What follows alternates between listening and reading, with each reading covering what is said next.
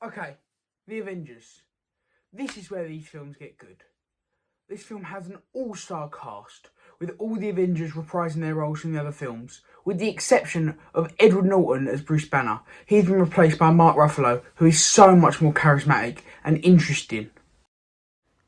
So the film is basically a hunt for the Tesseract that was introduced in Captain America, and it is basically an excuse for the Avengers to get together and learn to work as a team.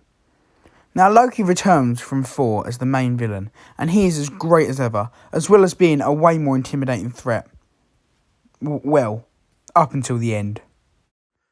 Now, the beginning of the film is okay. It's just the Avengers getting introduced, or reintroduced if you've seen the other films, but when Loki attacks the fancy dinner party and Cap and Iron Man have a fight with him, that's when the film gets really good. So, let's start with the best character in the film, Black Widow. Now, she was technically introduced in Iron Man 2, but she finally gets to breathe in this film. And I'm glad she does, because on rewatch, she is great. Not only does she get the clearest motivation to save Hawkeye, but she also ends up closing the portal and saving the day. Some of the other problems arrive with the other Avengers, though.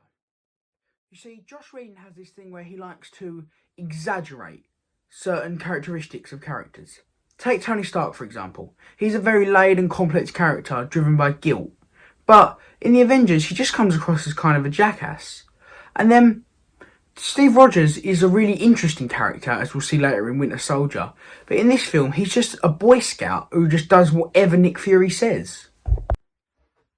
Oh, and I really think that Hawkeye is wasted in this film. He's just brainwashed for most of it, and then when he finally gets unbrainwashed, he doesn't get much to do. He only shoots arrows on a rooftop.